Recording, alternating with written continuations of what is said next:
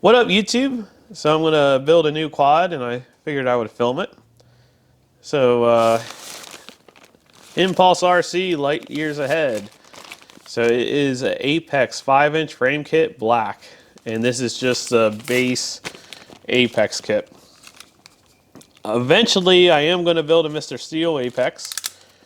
I ordered all the parts 2 months ago from Get FPV, and it hasn't shipped yet because everything's still back ordered.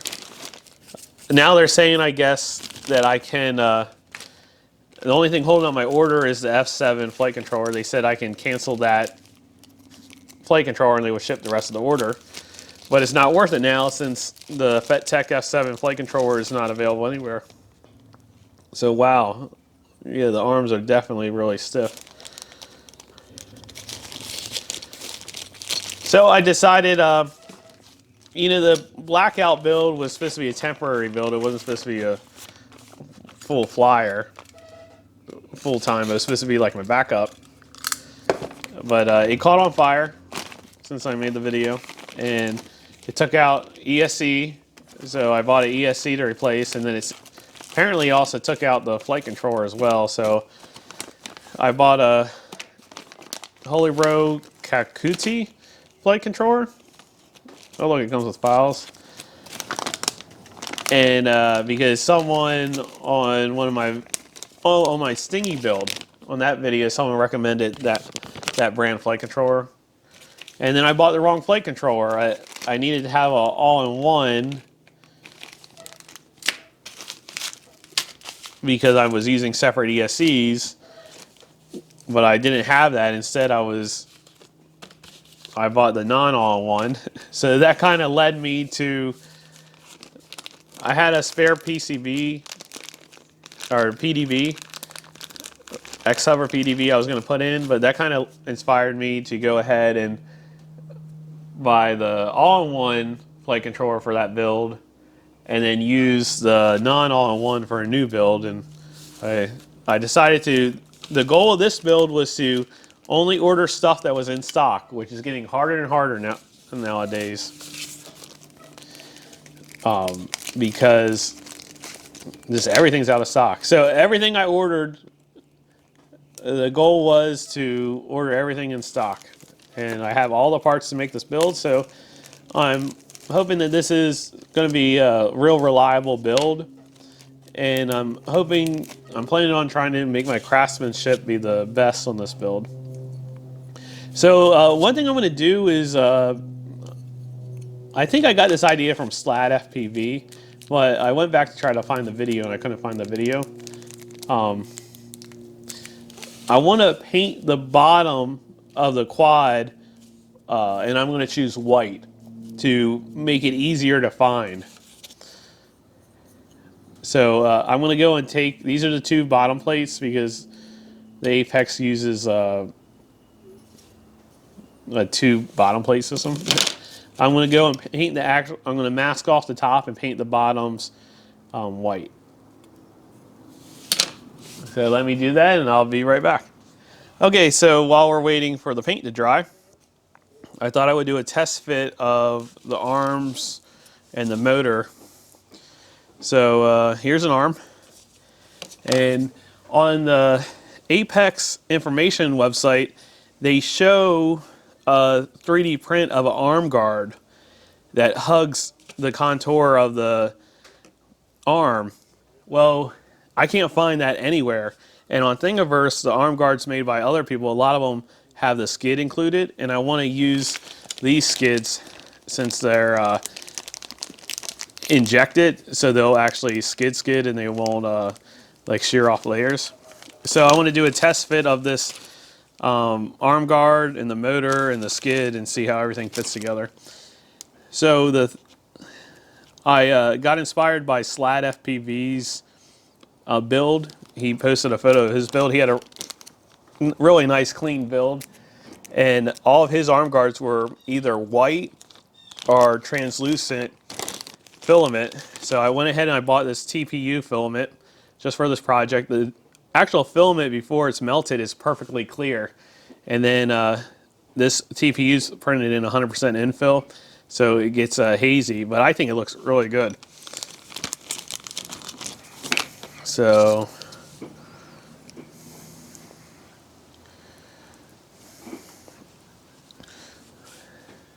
let's put that in there like that.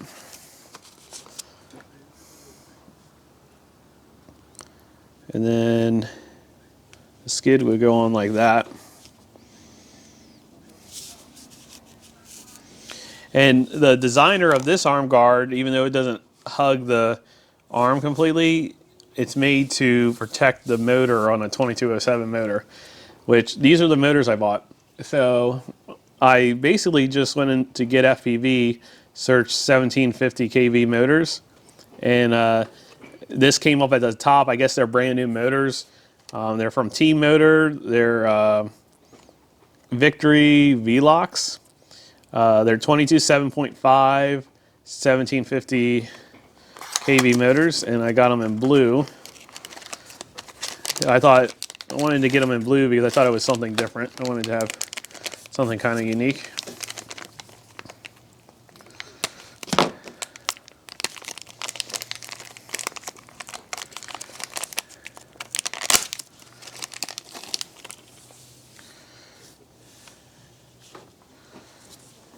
Let me see how they feel. Feels pretty good. And then on the quad, so the question is the screws going to be long enough, because this is a 5mm thick arm. So what kind of hardware did it come with? See, 1, 2, 3, 4, 5, 6, 7, 8. Came with 8 volts, but they look like they're the same size. And then it looks like it comes with some kind of washer or O-ring or something. So let's see.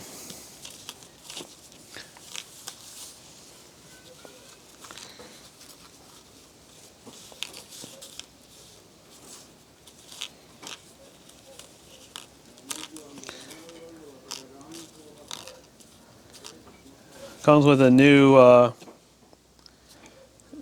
so the bell is held on with a screw on this model. So it comes with an extra screw and a washer for that. Let me try to figure out what's going on with these volts. I guess it looks like they just give you... Oh no, it is like literally 1mm taller. Yeah, so they are different sizes by 1mm.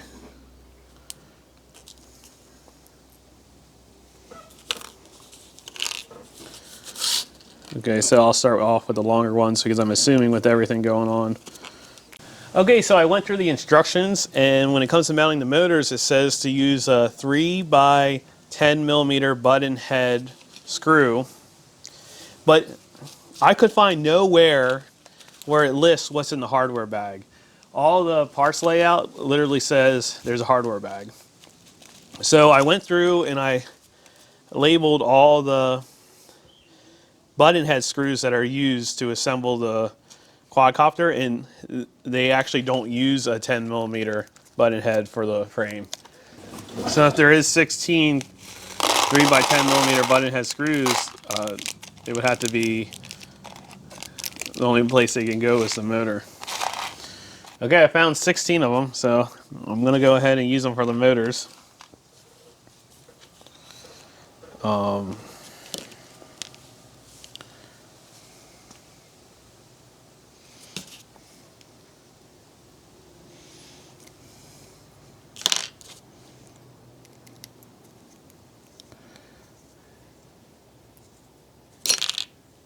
Kind of like reminds me what Bob Marley said that one time.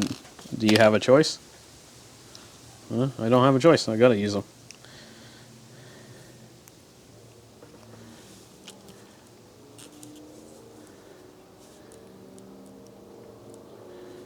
And let me just double check here real quick.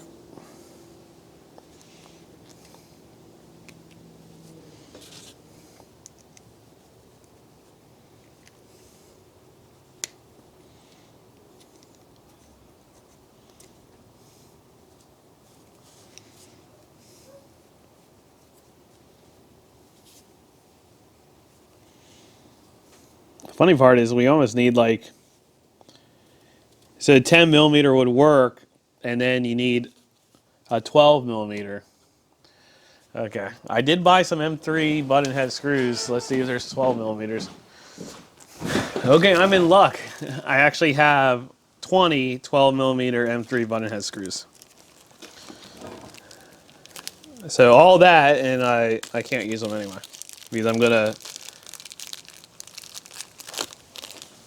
I'm using the arm guard. I might not. I'm starting to think this arm guard's small for the smaller hole. Yep, that's perfect.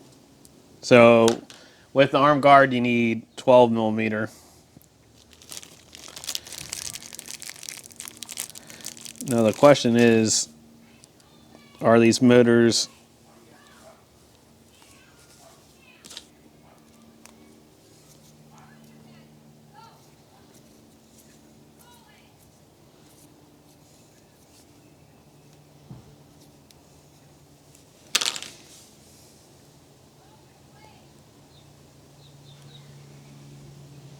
even it looks like it is a smaller pattern, so it'll work. And I'm going to use all 4 bolts. I noticed that there's a trend that people only use 2 bolts, but I don't know. I don't care about the weight savings that much. That's the only advantage I guess there is the weight savings. So the one thing he didn't design the skid, or he didn't design the there's a little gap here. It would have been nice on the 3D print if he actually molded this to go around this gap. But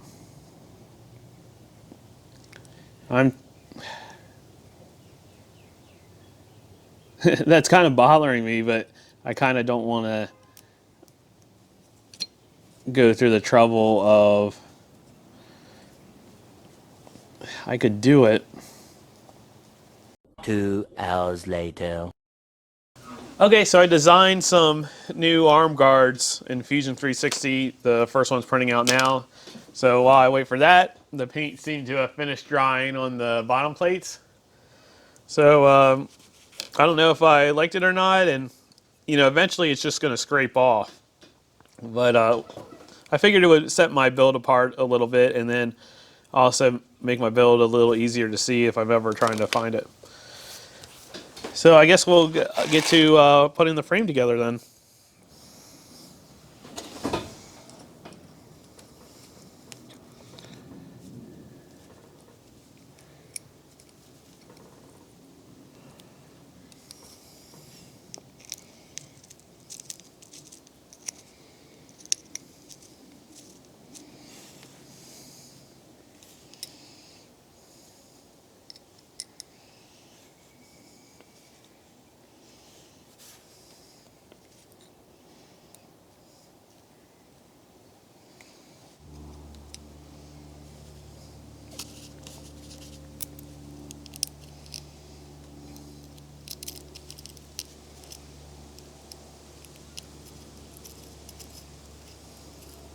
Okay, so all the nut certs are in, and I guess now they want you to install the flight stack bolts. So because it's going to be covered up. So I need to figure out how exactly I'm going to do that. Like I said, I'm using the Kakuti F7 because I bought the wrong one for my blackout build. This is the non-all-in-one, which pretty much means it doesn't have any pads for ESCs because it's made to be used with a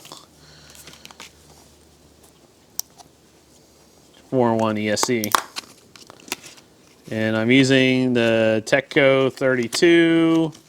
I believe I bought the 45 amp, which should be plenty enough. Okay, and it does have standoffs. Does this have standoffs?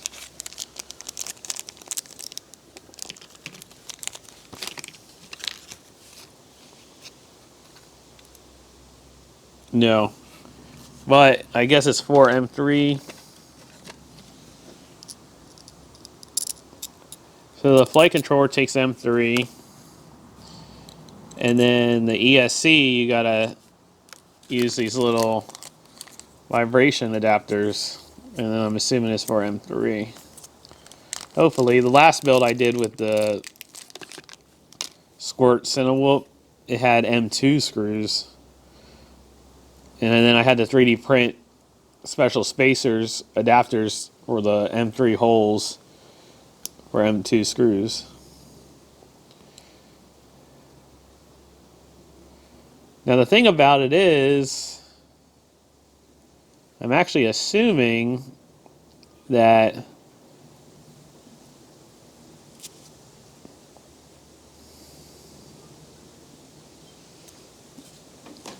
this goes upside down in order to keep the flight controller from touching the ESC.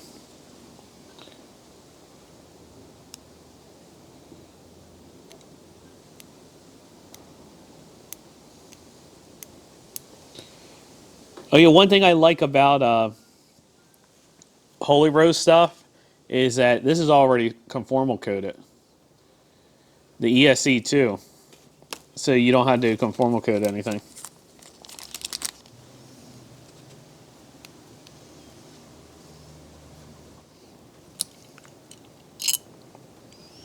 Okay. They're all in. So now we got to install the arms to the bottom plate. So what they want to do is use an M3x8 and one of these cone spacers. You put that in there.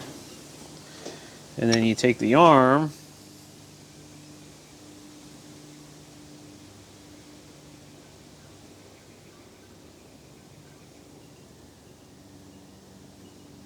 Oh, good. Whew. Hold on.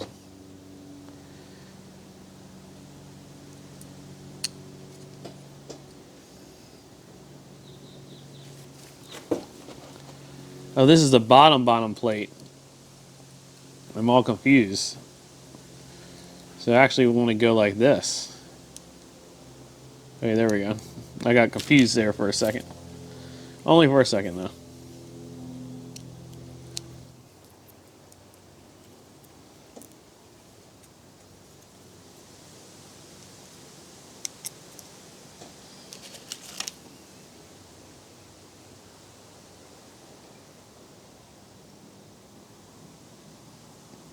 Oh, I put this one upside down.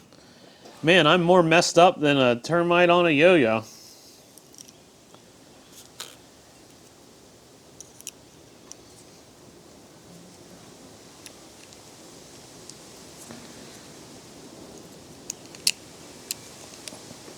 Watch my luck,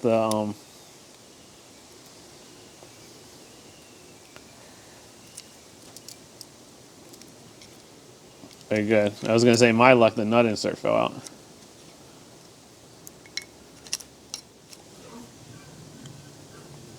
Okay, now on the fourth arm, you got to finagle it so that the key will fit in there.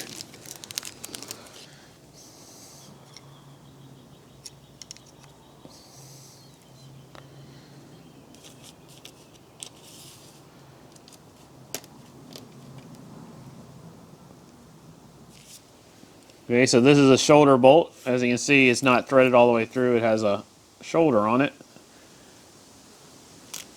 For those of you who are following at home. And you go like that.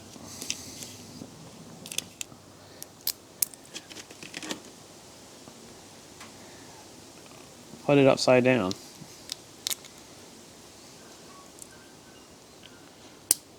There we go. Okay, so get this out.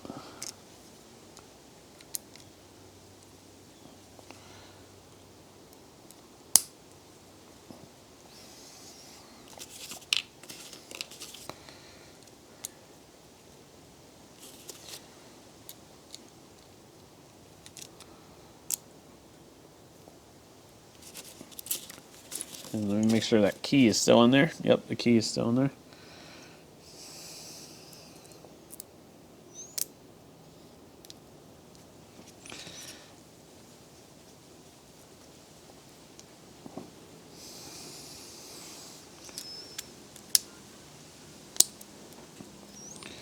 Okay, cool.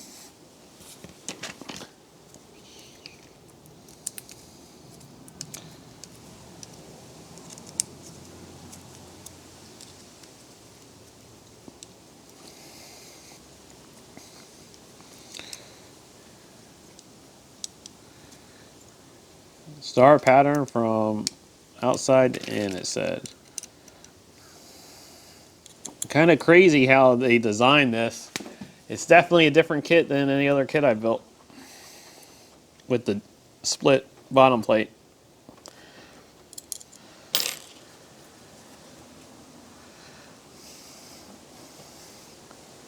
But it's nice and tight. Cool. So that's what the bottom's going to look like with the translucent arm guards. Okay, this is the new print. You see how I just added that little piece to make the skid mount flush? And I think it was definitely worth it because here is what it used to look like. You see there was always a gap there, but now there isn't. So I have all 4 printed out, so now I'm going to go and mount the motors. Okay, now it's time to install the motors. I want to put some Loctite on there. And since I have the screws already pressed through, since it was a tight fit for the 3D printed guards, I'm going to attempt to try to, I don't want to make a mess with this Loctite, so I'm going to attempt to try to spread it on with a toothpick. Yeah, I guess that'll work.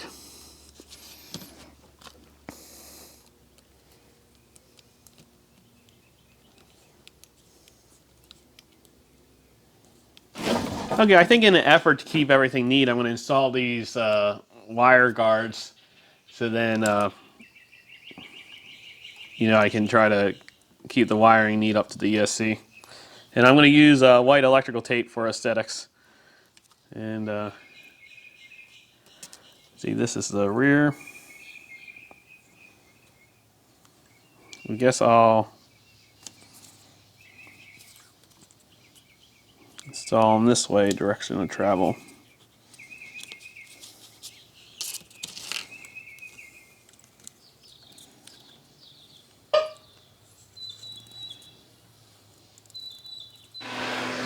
Okay, I'm going to go ahead and solder up the motor to the ESC. I want to try to be really neat with this job. So hopefully I can arrange the wires to be really neat.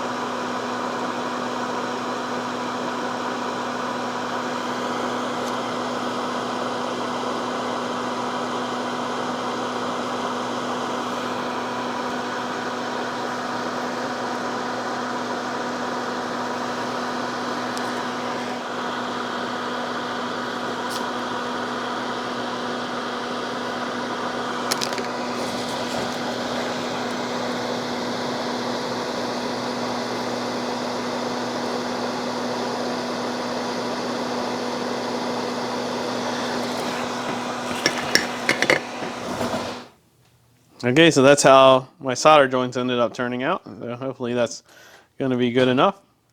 I guess now I'm going to go ahead and put on the capacitor and I'm just going to put the leads on off the ESCs, and I make my own leads. So I'll just put the leads on, and that way later on I'll figure out how long to make them for the XT60 connector. Okay, so this is the cap that it came with. 1000 UF, 35 volts. And I stocked up on low ESR caps, good quality low ESR caps, Panasonic. 1000 UF, 35 volts. And as you can see, it's physically bigger. But I have a feeling that I'm going to have plenty of room in this case. Famous last words. So I think I'm going to just use the low ESR caps because that's why I bought them. I also, lately, I've been putting, on these 6S builds, I've been putting a TVS diode reverse polarity across the capacitor. I watched a build video the other day, and the guy pointed out that some of these ESCs actually have TVS diodes on them. On this specific one, it might or might not. I'm not sure. But I'm going to go ahead and add it. And it's kind of cool that they have a spot for you to add a capacitor on this build. A lot of places don't do that. Okay, I went and I plugged this into Betaflight and flashed it with the latest firmware, and it does power up and flash. After I flashed it, I had a hard time connecting to it with Betaflight, but I ended up having to reset my computer. And then I noticed that it's pretty tight trying to put it on the stack. So Mr. Steele always recommends wallowing out these holes, and the Apex kit did come with this file to be able to do that. Okay, so I went and I stumbled my way through the rest of it, and it turns out I didn't have enough room as I thought I did. That's kind of the reason why I wanted to do a Mr. Steele build, because he has it all figured out. But I got it all figured out, I think, in an appropriate way. We'll see. So, let's see, let me get a pointer. So the most important thing with these Coyote boards, or whatever they're called, Kaikuki or whatever, is the gyro can't, none of the wires can touch the gyro since it's on that sponge thing. It would affect it. So I was able to keep all the wires over here on the side. And I pretty much didn't have any vertical room over it. So I put the receiver over here tied to the capacitor, and I put the video transmitter over here. This is supposed to be on the bottom, which I don't see how they do that. I guess you're supposed to have the video transmitter pigtail underneath the ESC, but I did it backwards. I put this on the top, and I just had enough room to make it work. I also flipped this board 180 degrees. It's supposed to be facing the other way, but this little back piece that sticks out was like kind of crowding this area a little too much. So it does fit and squeeze on there like that. Now the vertical clearance here is real tight. It's a real tight sandwich, but I think it will work. And yeah, that's pretty much it. Now we're ready to do the smoke test. But of course we're not going to do a true smoke test because I did buy a smoke stopper.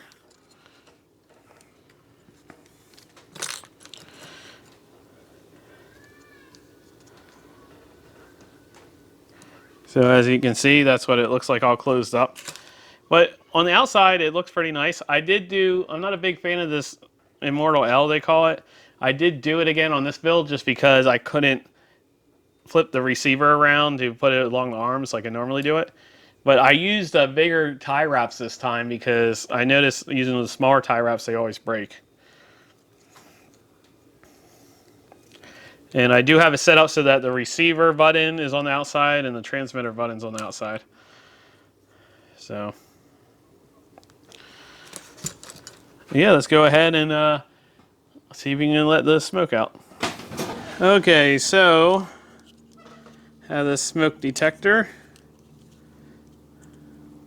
Plug this in like this. Plug it in like...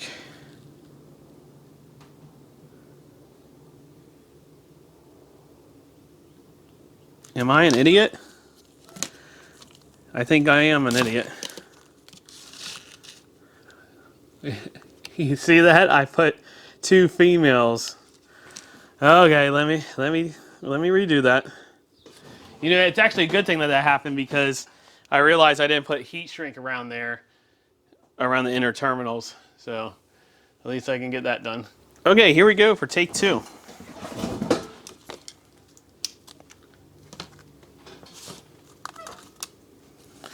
So we're gonna plug this into here now. And then plug this into here.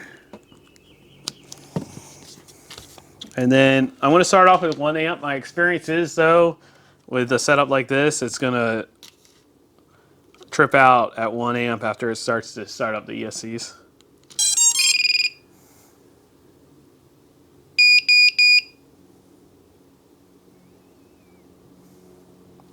Okay, it didn't trip out, but at the same time, it didn't connect to the ESCs because I guess I don't have it set up in Betaflight. But yeah, no black magic smoke. So I guess I'll go ahead and do all the setup on Betaflight, which I won't show because I literally just fumble through it myself every single time. Okay, so after fiddling around with it, I think I have all the settings set. So here's the finished quad. I did have to update the firmware on the receiver, which is no big deal. I already had it set up on my radio to do that. But then I ended up setting up the communication protocol to F port because I did wire up the receiver wrong because I was off by 1 pad. But it ended up not being that big of a deal. And I just realized I need to go back and I need to secure this pigtail to the frame so it doesn't pull out of the ESC pad. And I think I have idle up set. I don't use air mode, I only use idle up. I think I have it set right, but that was a big pain to deal with. But I think it is set. So we'll do a quick test in here since it's too late to fly outside. And plus it's always fun to test in your house.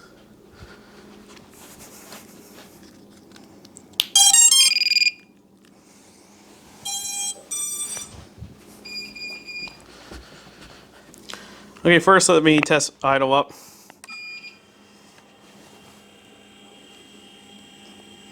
And then, okay, idle up should work.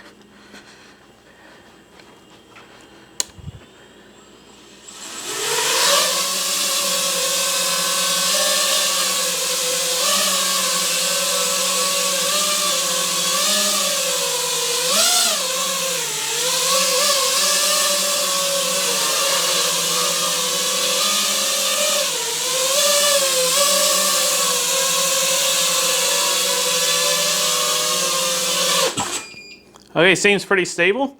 So we'll be ready for a Maiden tomorrow morning. And what will probably happen is I'll be too impatient to let the grass dry. And I'll take it on a Maiden and immediately crash into wet grass and it'll never be this pretty again. So I'll have to make sure I take some photos of it before I get it all greened up. Okay, we are all ready for the Maiden. So this is what it looks like with GoPro.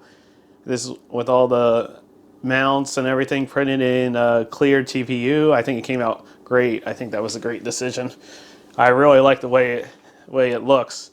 I wish I could get 2 battery straps on that battery, but as you can see, I have it so jam-packed in the back here that there's no room for a strap. So we'll see how it holds with only 1 battery strap. And I'm also a little leery about this GoPro mount. If it's going to slip, if the GoPro is going to slip out or what have you. But we'll see. So let's go and weigh this to see what the flying weight is. 697 grams. 696. So we'll call it 697, 697 grams. So I'm real excited to go out there and fly. So let's go ahead and do it. Okay, I decided to come out here to the Grove because last time I did a Maiden, which was with that blackout, I got nervous flying because it was a Maiden, and I ended up having a nervous crash. And I have a lot of hard surfaces at my house, and sure enough, I slammed that thing right into the concrete so on the Maiden. So I figured I'd come out to the Grove because not a lot of hard surfaces out here. Plus, it's not anything valuable out here that's worth any money to anyone. So yeah, let's go ahead and do the Maiden. Before I forget, let me turn on the GoPro. Okay, there we go. Turn on the transmitter. Welcome to OpenTX. Okay, I gotta go and turn the transmitter, the VTX, up to, we'll do 500 watts. VTX settings, it's at 25 watts now. We'll take off from the Crown Vic. Oh, 25, 200, 500. Save page.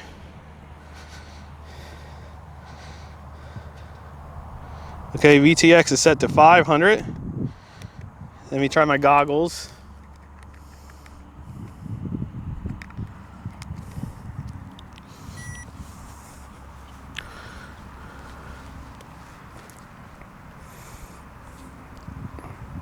Something is foggy with the goggles. Let me turn the fan on.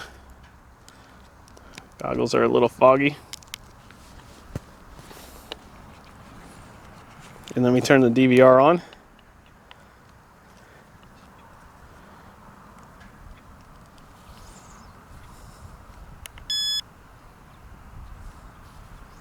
Okay, DVR should be rolling.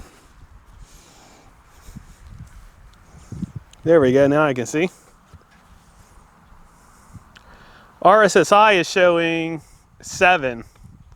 So I wonder if that's a problem with the, hopefully that's just a problem with the scaling. Okay.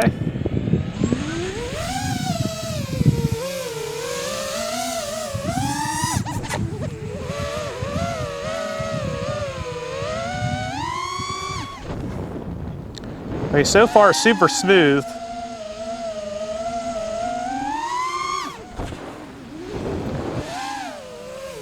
Now the rates are turned up higher. Lately I've been flying my Cinewhoop and the rates are definitely turned up higher than my Cinewhoop. But I'm just gonna take it nice and easy. I'm not gonna try to crash it. There's a flyby. I guess we'll do a flyby the other way. They are picking peaches today, so maybe I'll head over there. Because I'm feeling a little comfortable, I'll head over there and try to get some video of them picking peaches for the owner.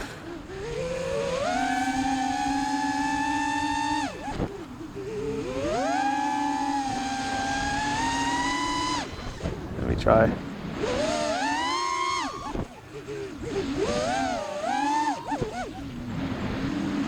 Little bit of bounce back. But man, it's super smooth. Like just the sound of it is smooth compared to my other ones.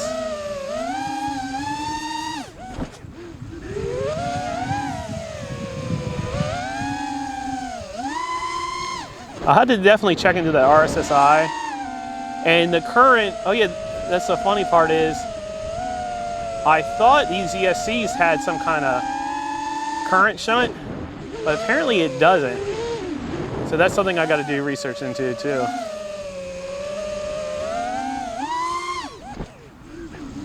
But we're at 23 volts, getting down into 22. Okay, we'll do a little flybying. I only brought one pack with me, the other one's charging.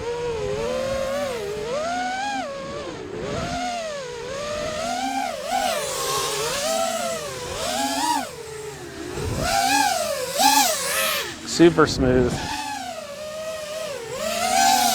22.8.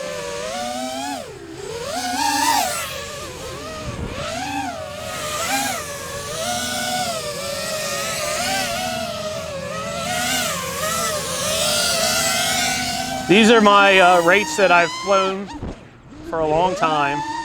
Although it's funny, the angle of rotation's different now than back then. Okay, I'm gonna go ahead and land because I'm gonna call this a successful maiden. Obviously, I'm gonna have to tune it.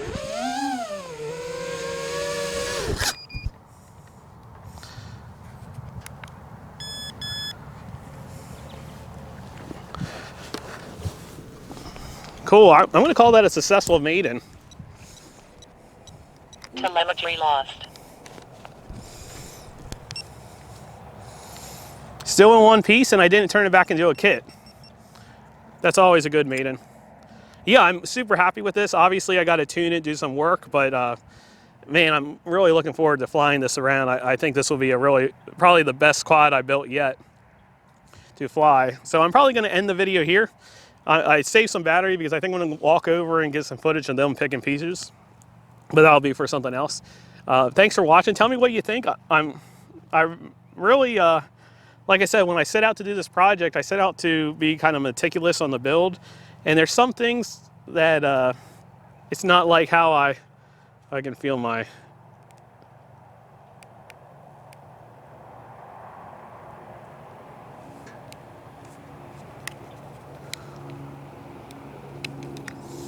I heard the fan going on up there.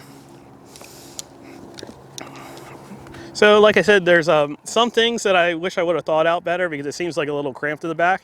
And that's why eventually, you know, I have everything on order to build that Mr. Steel Apex. And so I'm going to build his up to his spec. And then it'll be cool to like go between those two and see how great a Mr. Steel quad is. Video is rock solid too on this transmitter at 500 watts. In the past, if I got low in the peaches, the video would cut out. But, and I was kind of like in front of directly in front, but video was rock solid too. So yeah, tell me what you think of this build. Thanks for watching.